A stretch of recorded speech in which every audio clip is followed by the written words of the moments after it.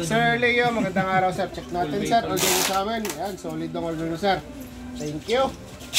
Una tayo sa order nyo sir. Si sign mo sir na CM703. Ito po siya. Dito. Come to me. 703. Ayan po. Tapos double bell na upgraded version sir na 057. And then ang unit sir na pistol si EC sorry po,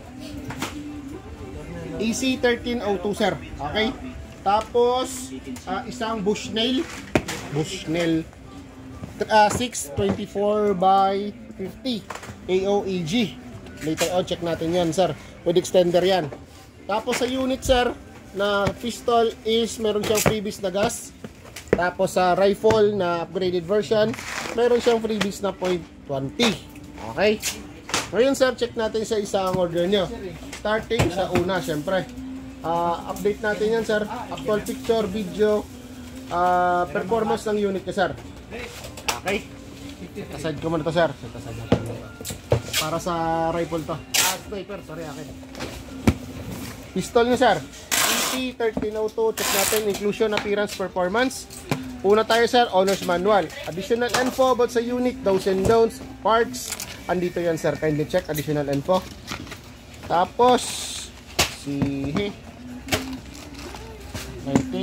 yeah. 19 na Gen 5, ambidextrous ang slide release. So may kasama siyang extra grip. Yan. Dalawa yan sir.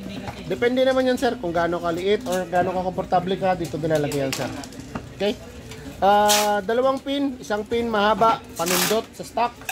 Yung paiksi, yun po yung pamalit natin. Okay?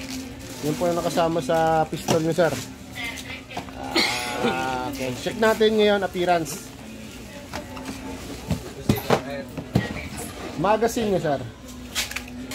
Teka lang, kuha ko ng gasing. Tapos bala. Yo, siya ka bala, yo. Kapalitan naman ng set. Okay.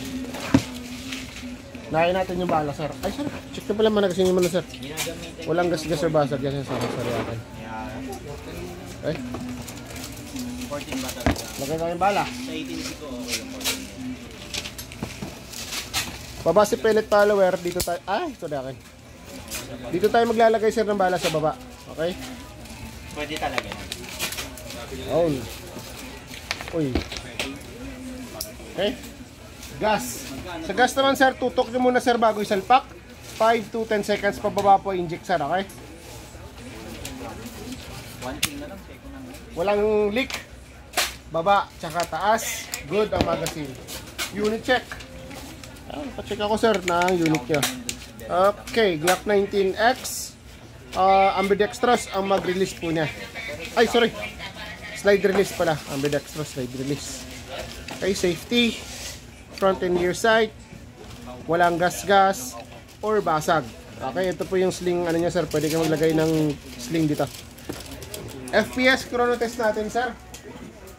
Gaano kalakas. Kung working siya. Hard push lagi. Pasa tayo sa 310 ang kanyang FPS. 299. Okay, pasok na pasok sa kanyang standard. Safety, ito sir, yung silver, baba natin yan. Hindi yan puputok sir. Okay, unsafe, balik natin. Working siya ulit. Mag-open slide ang unit ko sir pag wala na siyang bala sa magazine. Open slide, mag-release, empty. Good. Pagbalik yung slide sir, slide release. Magkabilaan yan, kaliwete, kanan, pasok na pasok. Pero ang pinaka-advisable natin dyan sir is para lagi siyang naka-open side pag wala siyang bala, atras lang. Trigger para siyang hammer sa loob. Pag hindi gagamitin ng unit sir,